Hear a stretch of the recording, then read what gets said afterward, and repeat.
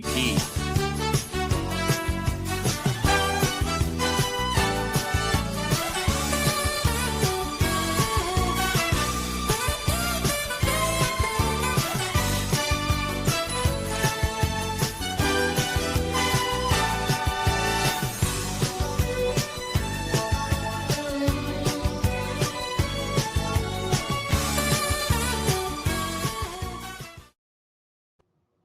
All right, Vegas versus ADP right here. Did you see that little intro? Did you see Jerry Jones? Have you seen this clip here? I've been here when it was glory hole days, and I've been here when it wasn't. And so, having said that, I want me some glory hole. Did you ever see this? Jerry Jones, he literally probably meant it too. It's just a Freudian slip, man. He's a freak, dude. Over under 3.5 glory holes attended by Mr. Jerry Jones. In his lifetime or last month? In lifetime. I think I know your answer. Over. Insanely over. He's one of those elites, man. Dude, I thought elites like bang like escorts. They don't go to glory holes. It's wild. Dude, what is that? Robert Kraft was caught going to like the shittiest motel for that's true. Special massages.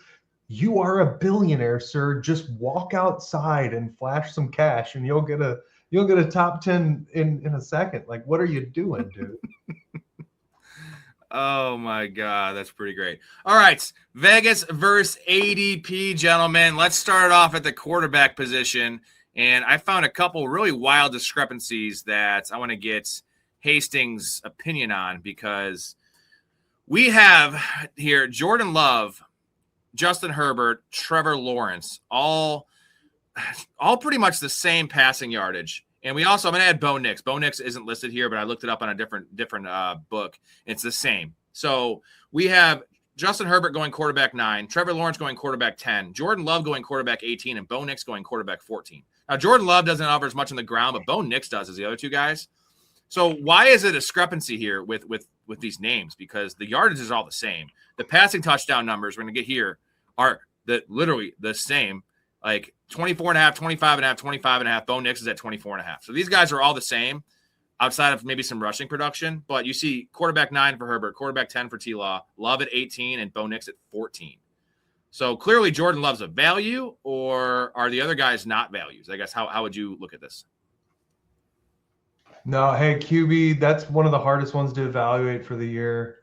Man, you're looking at probably, again, Simmons, the NFL changes. You're looking at probably some of the better QBs in the league right now with Love, Herbert, and Lawrence. You just are.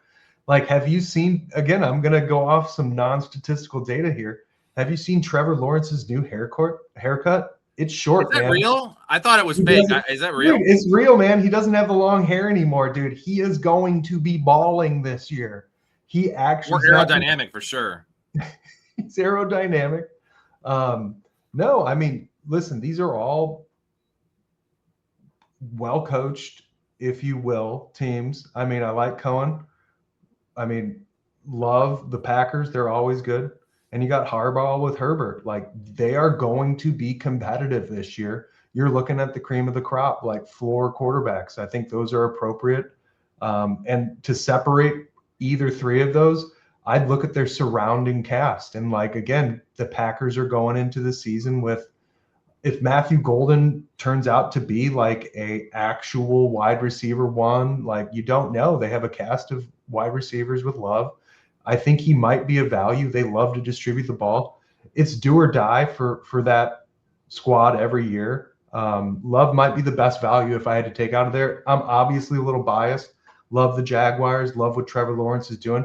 He just shits the bed in the playoffs, but I think he's going to take him to another playoffs this season, whether or not he moves forward. I don't know. They've got a bunch of drama with their new stadium coming on. But Herbert, again, you're looking at the middle of the crop quarterbacks right there. I think it's pretty accurate.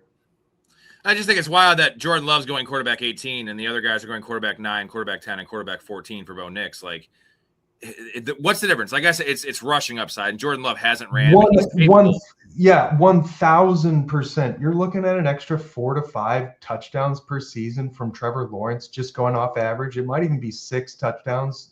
Simmons. He had 9 rushing touchdowns last year. Yeah. So Justin Herbert isn't a rushing touchdown guy, but he had a lot of rushing yards last year. But that was out of necessity. I think Justin Herbert wants to sit back there in the pocket, and I think with the offensive line getting healthy with Slater and Joe Alt and McDaniel being the coordinator there, I feel like they're gonna just have more of a air raid system. Which I guess, do we bet the over on Justin Herbert's passing yards then? Like, if that, we're trying to find some angles here, and this is not just fantasy. This is also for betting. So Justin Herbert, I think the rushing yards will be down from last year, but the passing yards should be up. They have a pretty nice cast. They drafted Brennan Thompson, who's not going to be great for fantasy, but for real life, he's a field stretcher, a Deshaun Jackson type player. Gadsden's coming into his second year. Ladd McConkey, I don't really personally love, but everyone loves Ladd McConkey. Quentin Johnson seems to be, the number 2 there. Trey Harris in a year 2. Like, they have a pretty balanced squad and a couple good running backs. So is that the bet? 3,600? Like, I would probably bet the under on Trevor Lawrence, 37-25, just because he does scramble more. And I don't know. I'm just looking at all these numbers and trying to parse them out and compare them to ADP, and I see Jordan Love as the value. And with that said, is Trevor Lawrence and T-Law being overvalued in fantasy, going as quarterback ones? I mean, the rushing value of Lawrence, like Jackson Dart's going after them. Arnold. Yeah, hey, dude, you're lagging up a bit. I'm getting a little lag. Oh, my bad. Hold on. Let me turn off my other computer. Okay. Good? Better? Got me? Yeah, that's better. Okay. Just like 1 second. So the way I would kind of phrase it is Jackson Darts and Matt Stafford are going after Herbert and Trevor Lawrence. Like, do you want Trevor Lawrence and T-Law over those guys? Because Jackson Dart isn't going to have the passing numbers of these guys. He's going to have so many rushing yards and rushing touchdowns. Yeah, the rushing is the edge right there. Honestly, like, I am not big on Stafford even making it through the season. I know this is a hot take. I think the Rams are going to be in a do or die division. Like, they are going to be hurt. Matt Stafford is getting old. And honestly, like, Matt Stafford, Ty Simpson might be the quarterback by week 7. That's a hot take. That is a hot take. A lot of people hate Ty Simpson. Like, I think Stafford's going to reach his shelf life soon. It's the NFL. Whoa. It's brutal. It's brutal, man. Like, one hit. Are you saying injury, or are you saying because of injury? Yeah, injury. Like, I mean, you never know. These guys' arms can go out. Again, the end of Tom Brady's career, he had a noodle arm, man. It was only because people just wanted to play for him that he won that in the Bucks. No. Peyton Manning had a noodle arm. I think Tom Brady's arm was still better. Like, Tom Brady's arm at the end of his career was nothing compared to what he had, dude. Dude, he had a 5,000-yard passing season, though. Because, dude, they were on a – are you talking about the Bucks? Yeah, well, they didn't throw the ball the most in the NFL. Dude, they had crazy. Mike Evans, Hall of Famer. Dude, they literally had people taking pay cuts to play on that team, dude. That was a nasty team, dude. Yep. Chris Godwin. All right, let's move on to running. I think maybe this is wide receiver. All right, wide receiver. So I have a bunch of names here that just really, really stood out to me. And the number one that stood out to me was Alec Pierce. 925 yards over under. Alec Pierce is currently being drafted wide receiver 36. Like, these other names, Carnell Tate, 775. Christian Watson, 775. Emeka Ibuka, who everyone loves, I'm not a big fan of, only 875. So Ibuka's going wide receiver 19. Christian Watson is going wide receiver 30. Like, wild stuff. Like, I know this is just one stat. This is not receptions, which he's not going to have as many as the other guys. Probably not as many touchdowns as Ibuka. But he's up 50 yards on him, and you get 17 wide receiver spots later. One's a 3rd-round pick, one's almost a 7th-round pick. Like, so where do you see the value here? Let's just talk about Ibuka versus Pierce. Because is it just bet the over? Is it just bet the over on Ibuka, or is it fade Ibuka for fantasy? Because I'm more on fading Ibuka in fantasy because this is damning, bro. That is Damning a stuff. wild spread. I mean, Alec Pierce, like, are you serious? Like, I really think he's kind of like those nice to have receivers. I don't think he's going to be really like the team is game planning around him. And those are numbers where the team is game planning around him. Like, again, They paid him like that, though. They did pay him like that. I know, So I much know. money. That's wild. Maybe it is. I mean, but again, you look at these kind of prototypical Lad McConkey type receivers, I guess. Like, I mean, he's more of a open. I mean, Alec Pierce can get those long balls though. So I don't know. To me, that's an under, but I mean, Indianapolis Well, is I'm saying for fantasy though, Alec Pierce is a value. Like I thought he was a yeah. value. Oh yeah, big this, time value. Big but time value. Yeah. What Big about time Ibuka though? value. Were you about Ibuka at wide receiver 19 before seeing this? Like, Tale of Two Cities two halves last year. Awesome first half, terrible second half. No, Baker Mayfield also got hurt. you've ruined Ibuka for me. You've ruined him. I can't unsee that he can't like jump like at all. Yeah. And he can't like catch the ball agilely and like make moves during the catch and stuff. You have really ruined him for me. I see a major regression year for him because the film doesn't lie. And if Simmons is seeing this, then everybody else is. Like, you got to force him into certain situations. The Bucs are going to be a perennially like mediocre to good team always. I feel like, but I'm fading. I'm saying Pierce. I'm agreeing with you. Pierce is a value. And here's the thing: as much as I said this about Buka last year, I didn't like him coming out. I definitely was selling him. I drafted him in 4 or 5 spots. I traded him in 3 of those spots after the big start, just because that's how good business is done.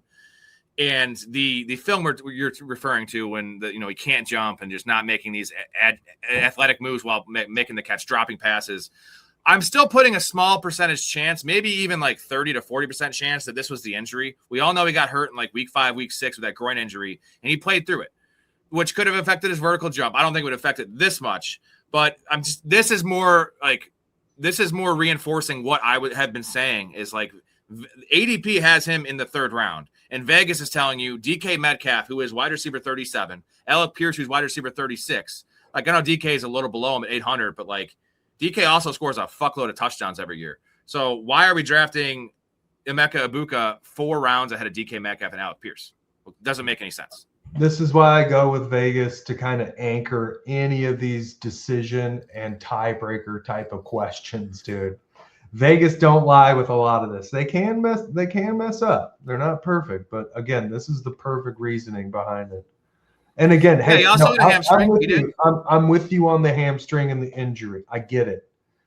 If he was playing through that, Simmons, we will have to take and retract all these type of comments. Watch him come back and just start leaping out of the gym, but again, I didn't see it. Went through and kind of confirmed what you were saying, like his ability to to moss people, it's not there. Like, he's a strict route. He's got to route people and then be open, and Baker can put it on there, but I don't know. I guess the bigger point is, if you are an Ibuka fan, you're going to draft him in fantasy, you better hit this line, because 875, it will go up for 1, and for 2, he can hit this number and fail in fantasy, right? If he has 1,000 yards and 6 touchdowns, he is not meeting wide receiver 19. That is not wide receiver 19 in fantasy football. So unless he has like 100+ catches, and that's just not his game. There's too many mouths there. Like, he is going to live out efficiency and touchdowns and yardage, and the yardage right here is very damning. So I am not touching this bet, because I think it's a sharp line, and it's one of the he's either gonna finish a little below this, like more than likely, or he's gonna smash it by 400 yards. But I don't like the bet here. But I just don't like the pick at ADP 19. I'm taking my shots on him in best ball because I see the upside. Definitely some major upside. He can go nuclear and be wide receiver 10. But this tells me that they're believing the second half of the year wasn't injury as much, and it was just that's more the type of player he will be as an ancillary piece, not a true number 1, than what we saw the first 5 weeks, which was all touchdowns pretty much. We have Jonathan saying he is jumping out of the gym in OTAs. Jonathan, you took him in our dynasty draft too. So sometimes when you have someone talking about with their heart, obviously you love Ibuka. I hate Ibuka. I'm still willing to take him in shots. I'm just not investing too much in Ibuka, and I need him to fall to me.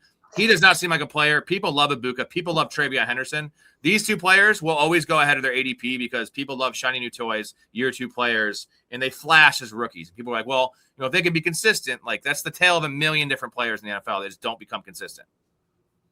Yeah, I mean, I am now starting to think that Mike Evans is now not there, and Ibuka is going to be getting fed a lot. So this line is starting to be a little bit more like, if he is who we think he is and they tout him to be, 875 is low.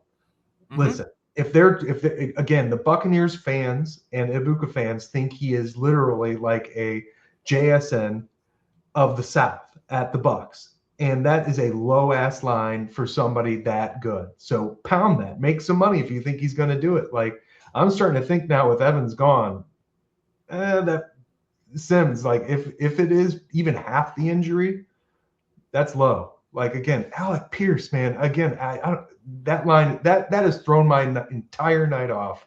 Alec Pierce had 1,000 yards last year though on 47 I know, catches. Dude. Yeah. And also, Jonathan makes a good point. So the Evans thing is nice for target competition out, but if they try to replace Mike Evans with Ibuka, we saw that last year. He's not an X receiver, so he will struggle there. Z is his natural position. Flanker is his position. Now, he's not a true slot. He's a big slot. He's a flanker. That is his position. If they use him in the JSN role, literally what they used with JSN last year, all over the field, even some snaps in the backfield, he will crush this line. I just think wide receiver 19 is too rich. When I see this number here, he can smash this line and not meet his ADP. That is not like Vegas usually doesn't miss by that much, I guess is what I'm saying. Yeah, I've talked myself out of this one. I'm agreeing. He's good value. I'm smashing the over on the 875 right now. I am. A couple other names. So Carnell Tate is going wide receiver 29. Christian Watson's going wide receiver 30. Again, these guys are going well ahead of Alec Pierce and DK Metcalf, and they're both lower. Christian Watson just got paid, and Carnell Tate's the clear number one there in Tennessee. So just some things to keep an eye on, like when we get ahead of ourselves drafting, people like the fantasy football counselor saying Carnell Tate's the number one receiver. He's going to be a wide receiver one.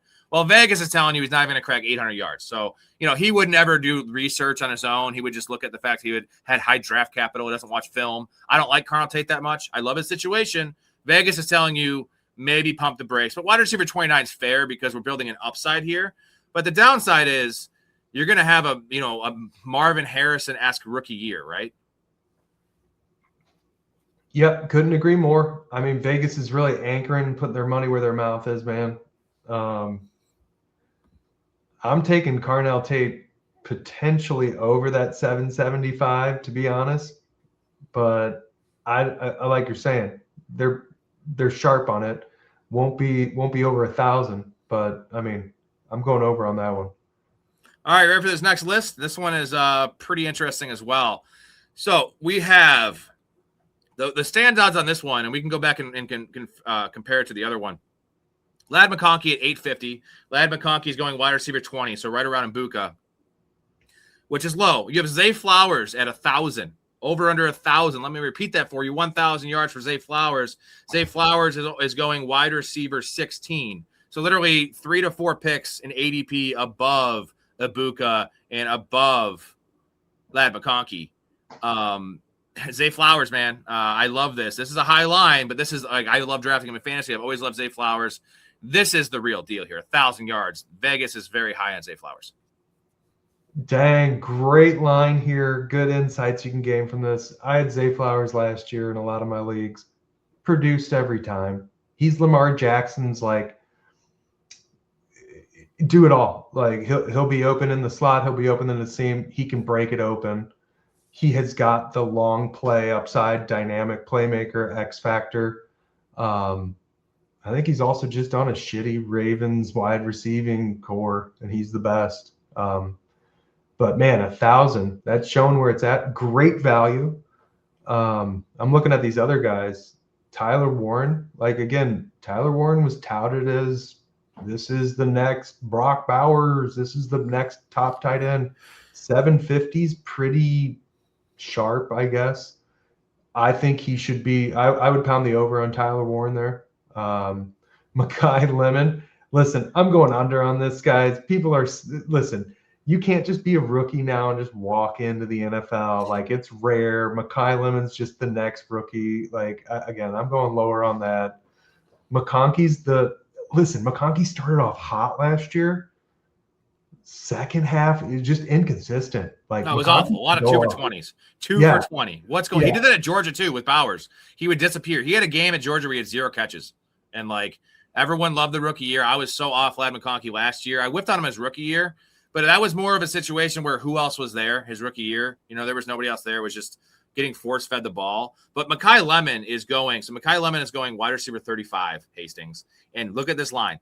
Disgusting. Like, I'm not a Lemon guy. I kind of like his talent. I had him at wide receiver 3, or no, actually wide receiver 4 coming out of this class. I had Casey Concepcion ahead of him, but I don't like the landing spot. Even with AJ Brown gone, like that's an overlap in Dallas Goedert's skill set. Devonta Smith's still gonna be running over the middle of the field, and you have Jalen Hurts, who his passing props are super low.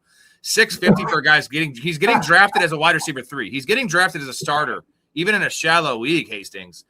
This is I think even more apparent than the Ibuka thing. If you like Mekhi Lemon this year in fantasy and you're willing to draft him to start in your team, you better hit this line. 650 is so fucking low. That is, what is that? 30 yards a game, 40 yards a game.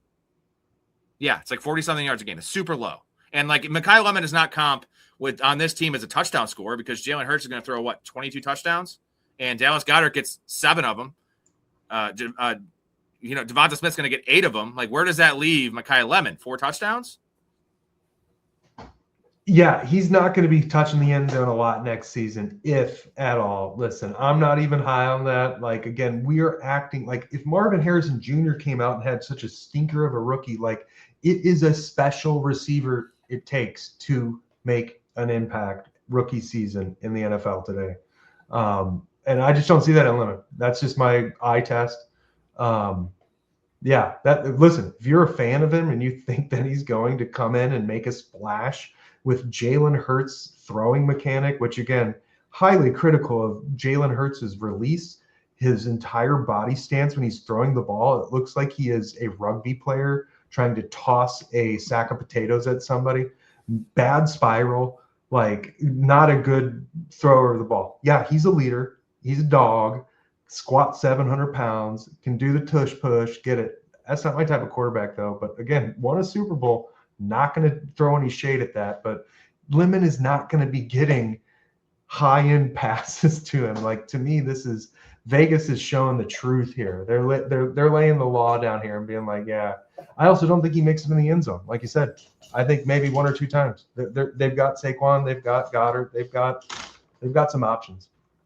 And again, this is why this is a great exercise because it covers all angles. And if you are a Lemon guy, don't listen to us clowns. Go bet Lemon's line because we're showing you that the ADP does not match the yardage because we have DK Metcalf going 2 wide receiver spots later with 150 yards higher. And who's going to score more touchdowns next year, Lemon or DK Metcalf? I'm taking DK on that. All day. Again, look at the value, dude. DK is going to be there. He's going to be a proven entity. Like, come on.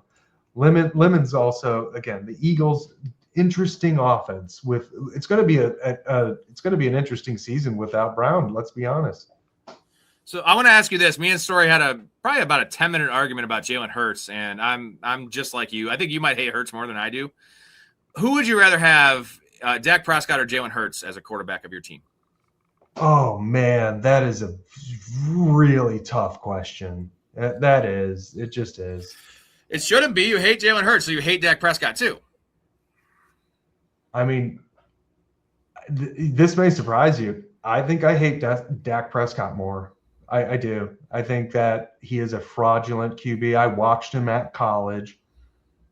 The only way he even got on the radar in college was because he's a huge motherfucker, and he was just trucking college kids over the goal line. Yeah, he was throwing passes. Again, I think if you're the quarterback of the Dallas Cowboys and you are this mediocre with CeeDee Lamb and like what the team touts them to be in the Cowboys, you are the limiting factor.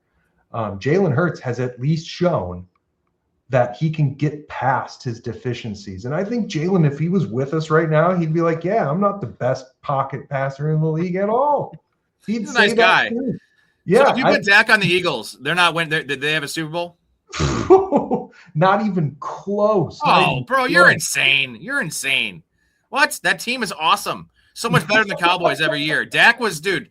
Do you remember the game that they lost in the playoffs against the Packers where Dak did throw a pick six, but they gave up like 40 points to the Packers? That was Dak's fault? No. Listen, don't speak for me. It is listen, everything falls back to the quarterback. Listen, everything falls back to the quarterback. You cannot let them get down. You've got to keep them competitive. And the defense started to get browbeat and just they just got demoralized with Dak at QB. But listen, I don't think he can lead. He's shown it. He has had great offensive lines, and I'm talking about Dak. He's had on paper good defense. It's the offense that just really, I think, slows him down. And it also could be Jerry Jones and his idiotic way to run a team. But man, no, I think Jalen Hurts has shown already that he's won a Super Bowl. He's much better than Dak. I've been here when it was glory hole days, and I've been here when it wasn't. And so having said that, I want me some glory hole. Some glory hole. John that says, look at Tet's number. So Tet's at 925, you can see on the graphic, which is pretty high. But we go back and look at this. Mr. Alec Pierce is also at 925, guys. And Tet McMillan is going in the teens. He's going higher than Ibuka. He's going wide receiver 15. I don't have it written down. I think it's wide receiver 15. But he's higher than Ibuka. I'm just saying, like, yeah, I do like Tet's number, but this Alec Pierce thing is a wild thing to look at. It's insane. Yeah. What do they have? What is Devonta Smith here? Devonta Smith is at 975. Ooh. See, I love Devonta Smith is a little higher than these guys. He's wide receiver like 10 or 12 So that's fair though. Yeah, again, Devontae's going to be getting fed this season. So that's a sharp line. I would go with a little bit on the under on that. I think he's going to be right around 1,000, maybe a little lower. Dude, you know what's wild? I'm looking at right now. They have Brock Bowers at 875, which is really low. Take a look over here. Look at what the hell? Who am I looking for here? Trey McBride, 1,025. So they're trying to say Trey McBride's going to have 150 more receiving yards than Brock Bowers. I'm drafting Brock Bowers ahead of Trey McBride, but this is a smash. 875 smash on Brock Bowers over, right? Listen, I mean, I think it comes down to injuries with Brock, and that's why they are pricing that in. If Brock has a clean season, and let's just say he misses the normal amount, maybe 2 games. I think that's an over. I think that's an over all day. But if he's missing more than, let's say, 3 games under, I think that's what they're pricing it in, Sims. Like, he is a beast.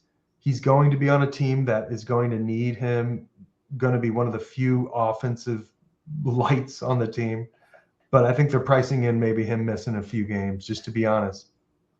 Well, let's look at this. So last year he played 12 games, and he was injured. He got injured the third quarter of the first game. Played those 3 games, injured, and then he came back after he missed those 4 games and was still hurt. He came out and said it. So He had 64 catches for 680 yards. Being hurt, missing a large chunk of the season is in 5 games. He missed 5 games. Played hurt, missed another quarter and a half in a game, and had the worst team ever with Geno Smith with no offensive line, and he still had 680 yards. So he was almost there last year. Like, I'll tell you this year's going to be better. I know the rookie quarterback, but you also have Kirk Cousins, who's going to start the year most likely, who made Kyle Pitts the best tight end in fantasy, right? So if he just plays 12 games this year with the better situation this year, I think he beats this line in 12 games. Is that crazy? Listen, that is not crazy. And listen, I actually think the rookie QB play is a bonus to the tight end. Tight end's the best friend of a rookie QB who's panicking and getting chased down by Myles Garrett. Like, you will be getting now chased down by Myles Garrett. Like, they're coming after you. Like, I actually think Sims, I might, as soon as this logs off, I might go put the over on Bowers right now. I think I'm going to do it too. I think so too. I think that is. I would view the Brock Bowers, out of everything we've seen tonight, I would put that as a medium-term savings account. You will get your money back with a return. Yeah. It's just you got to wait till the end of the season, but you are going to be getting your money back with that one. Oh, and you mentioned the rookie quarterback, right? But you also have the upside of it's not the rookie quarterback. It's even better with Kirk Cousins because Cousins loves the tight ends, dude. So this is ideal. I'm glad I didn't even have it highlighted on here because I didn't really notice that I was looking at wide receivers on this page. And wow, this 875 number, we might have to end the stream early so we can go smash this bet, dude. I'm going to go smash that because right now, as soon as we do it, they're going to start putting it up to 900. They're going to be putting it up 950, dude. It should be, dude. Yeah. It should be, I feel like it should be higher than Trey McBride's. And I know you mentioned the injury risk with Trey McBride's at Warrior. Doesn't get hurt. That's probably why. But I think we all agree that there's the target competition in Vegas right now. It's literally Trey Tucker, Jack Besh, Dante Thornton, and Jalen Naylor. And you know how much money they're paying their wide receivers this year? $7.2 million combined. Like, and the offensive lines improve. Like, this is just, they're not going to have to use them to block as much this year because he's also not great at that. But they have a better offensive line. They signed Linderbaum. Like, this is a massive smash. We got to move on to the running back position because I have some other juicy ones. I can tell you're digging this segment because, I only the best for you, Hastings. Appreciate it. Yeah, no, we're uncovering some gems here. I'm going to smash that Brock Bowers. And again, I think that's just a medium-term bank account. You get it at the end of the season, get a good return. Oh, one more I wanted to highlight real quick that I had these highlight. I remember for tight end. We had Kyle Pitts on here and Tyler Warren with the same number, essentially. Kyle Pitts is going tight end 8, and Tyler Warren's going tight end 4. And 725 for Pitts and 750 for Warren. So just something to think about. I feel like Pitts is a value there, and maybe Warren's a little overvalued. Yeah, it'll depend on the TDs they catch. I think Pitts is going to be getting some passes this season. I would go with Pitts. Good value. Colson Loveland at tight end 3 is at 750 only. So, again, all these numbers just tell me Brock Bowers only 120 yards higher than these guys. Fucking Brock Bowers. Let's go. Let's go with that one. All right, the running backs here. The biggest name that jumped out to me you're going to see is Javonte Williams. Javonte Williams currently going running back 17, start of the 4th round, end of the 3rd round. And look at the other names here. Jeremiah Love lower, Kenneth Walker lower, Amarian Hampton at 900, who's sometimes a first-round pick. And then Tony Pollard on the other flip end. Tony Pollard is RB30. He's at 800. So they're literally telling you that Tony Pollard is going to have 100 yards less rushing than Amarian Hampton. You can get Tony Pollard in the 8th round, 9th round, and you get to take Amarian Hampton with a top 15 pick. So how do you look at this? I do this as Javonte Williams is underdrafted and undervalued in fantasy because the dude's a bell cow. Dude gets touchdowns. He's not a zero in the passing game like Derrick Henry, and he's essentially a 1,000-yard rusher, they're saying. Man, again, lots of gems here. Can't believe Amarian Hampton is going number 1 in a lot of ways. But again, Javonte Williams just gets those sneaky box scores, Simmons. Dude, he just does. Before you know it, he has grinded out a pretty respectable game. And then all of a sudden he gets some sort of squeaky 4-yard TD. 21 carries for 83 yards. Like, that's a Javonte Williams line. And there's no run over like 14 yards. It's just like 6, 5, 9, 3, 4, 5, 8, like all in a row. But the volume and then the touchdown upside. So this is the thing. He has touchdown upside. And we're going to go over here real quick. I got to find the touchdown line just while we're doing this. It is 9.5 for Javonte Williams. Wow, yeah. Ashton Genty, 7.5. Breece Hall. I know some of these guys are much better pass catchers. But the fact they're projecting Javonte Williams to be a 1,000-yard rusher and have a 10-touchdown season that's baking in injuries as all these guys are, it's wild. Chase Brown, 5.5. Breece Hall, 5.5. Ashton Genty, 7.5 rushing touchdowns. Like, James Cook is at 10.5. Javonte Williams is 1 touchdown below James Cook. So now on the opposite of this, maybe bet the unders on these if you don't believe in Javonte Williams. But the value seems to be on the fantasy angle. What running back 17? He's being valued as an RB1 in Vegas. Big time. That is RB1 number output, and Vegas is putting their money where their mouth is. I mean, the way the Cowboys are run, they're going to be having holes that I could get 3 yards on. That's just how they scheme. That's how they want to run that organization. And that's how he plays. So again, they're counting on that. Again, but again, that's value, man. Now you're getting me wanting to draft Javonte for value, man. Same, dude. I was telling a story about this yesterday. I had Javonte everywhere last year, and I loved it, 10th round. And this year I look into it, and I'm like, I don't operate like this because I know each year is different, but if he just has 10% worse than what he had last year, I feel like he still meets his ADP at running back 17. And now it doesn't seem like the biggest upside play, but Vegas is telling you something here. And maybe it's because he's a Cowboy. They expect people to slam the over, but these are player props. These aren't season win totals. These aren't Super Bowl odds. Like, I don't think it's a 1-to-1 correlation like it is with, the win totals and Super Bowl odds. So, and I know some of these other guys catch passes, and I'm a big Kenneth Walker fan this year, and I would definitely take Kenneth Walker over Javonte Williams. I would still take a Marion Hampton over him just because the offense he plays in, and he's a younger player and just a better player, frankly. But it should be closer. Their ADP should be closer than what they are, and the 9.5 touchdown number is just something, man. Right. The Derrick Henry 1250 right there, Simmons. I'm pounding the under there. I just am. I think that's one of the ones that I feel pretty strong on too. 13.5 touchdowns is his over under. Dude, it's Derrick Henry. He does it every year. Like, you've been losing money on this bet had you done it the last 5 years, 4 out of 5. What's changed? Well, I haven't done it. I haven't done it the last 5 years. This is the year I'm doing it. There's zero. Listen, I'm going on record. I will put my money where my mouth is. There's no way he's at 1250, dude. Like, he has got to have some sort of injury at this point. What year is he at, dude? He's not human, dude. He's not human. He's not Saquon Barkley. He's not CMC. Get out of here. Derrick Henry is a subhuman. He is a freak. He's a mutant, and that's why this number is where it's at. How about David Montgomery, 800? I'm really high on David Montgomery. He's going running back 21. 800 is really low. And now I'm wondering, should I fade Montgomery a little more than I have? Not fade him, but like not draft him everywhere, or should I hammer this over 800.5 because he's hungry? He's been vocal about wanting more work. He also understood why he wasn't getting more work because Jahmyr Gibbs and him are buddies, and Gibbs is a better player, frankly. But you also have the angle that he's fresher because he hasn't had a full workload since Chicago. Yep, and again, I think the Texans, they lend themselves and feed off of if Montgomery can get that rush game going, and he will run through people's faces to get that little extra yard, which then sets up Stroud, which then feeds the run more. Like, they are a self-fulfilling offense right now. And again, Stroud, what a tremendously bad playoff showing he had last year. Like, should he even be the quarterback? That was such a bad playoff game. But again, if you look past Stroud's, 4 interceptions playoffs, like throughout the season, the Texans had a strong running game. Listen, what have they got back there? I think Montgomery's the bell cow now, and I'd go over on that one. Again, the Texans, they are a power team. They just really are. They're going to be running the ball, and he is a perfect match. The offensive line's much improved as well. And it's not even take that out of it, which is, we think it's improved. And it has to be improved because that offensive line has been trash.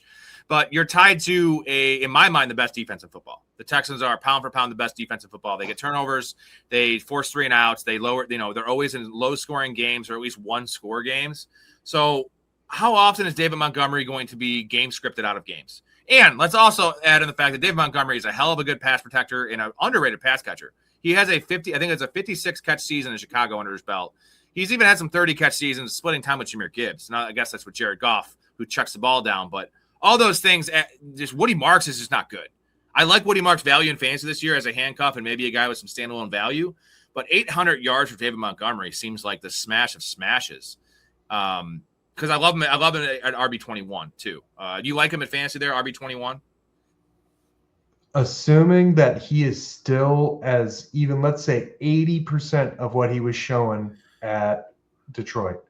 If he's even close to that, absolutely. The Texans, he's walking into a sick organization. Again, the weakest link right now at the Texans is Stroud. I think he is a playoff panicker. He is, again, I think Patty Mills should have been at quarterback more than him because the defense is so sick. Like, there are bad quarterbacks that go to the Super Bowl because they are game managers because their defense is so good.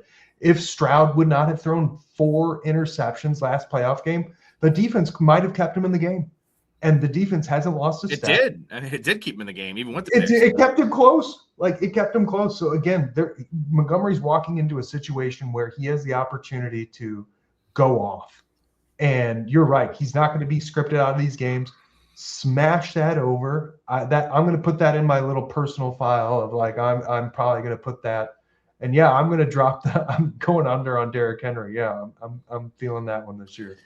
And what's Stroud's strength is the play action game, and that's what's failed them recently because they haven't been able to establish a run. Like, how many games have we seen where they were predictable on first down with a pretty weak rushing attack, and it was always 2nd and 10 for CJ Stroud. And now you're taking the effect of the play action game because no one's trusting the fact that they're going to run. They don't believe it.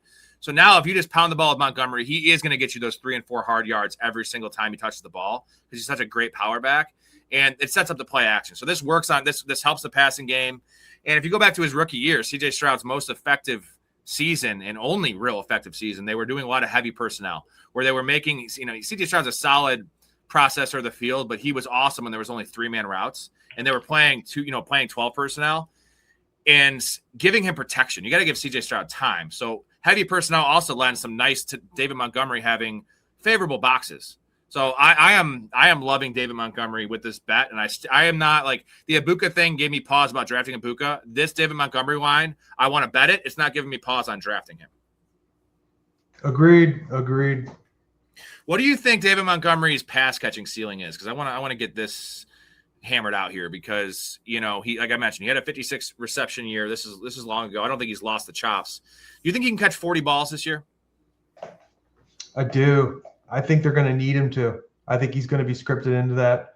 I mean, last year they had Woody Marks like that as their potential RB outlet. Like, no, he's going to be catching that. They're going to draft him for, they're going to trade for him for this specific purpose. And I think they're going to need that for sure. Easy. Pump the over.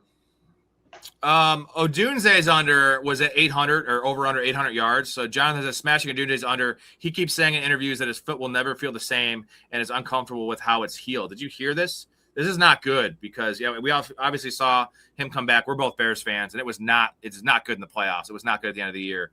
And foot injuries are tricky, man. Like, that's usually an NBA problem with these bigs. They get a foot injury and they're never the same.